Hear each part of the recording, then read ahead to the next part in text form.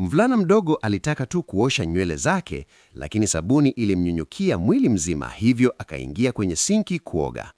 Marcus bila kukusudia alifungua bomba kwa nguvu kubwa, maji yakamzidia karibu kumzamisha, lakini akalifunga haraka na mtoto akatoka salama.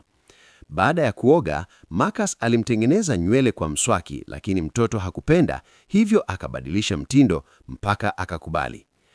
Usiku uliopita, Marcus aliona chupa ikisogea yenyewe na familia yake wakasema ni panya tu, lakini usiku alienda kuchunguza, akaona mwanga wa ajabu na vitu vikiganda. Ndani yake akamkuta kiumbe mdogo kama elf. Kiumbe huyo alieleza kuwa paka aliyemshambulia alikuwa amegandishwa kwa uchawi, lakini jaribio la Marcus la kusaidia liliharibu na paka akawa jiwe.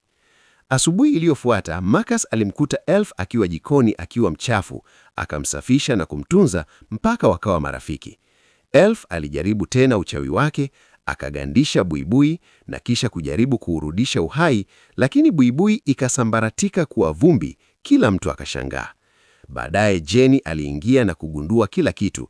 Elf akalazimika kukiri, na alipomuona paka aliyebadilishwa, Jenny alishtuka sana.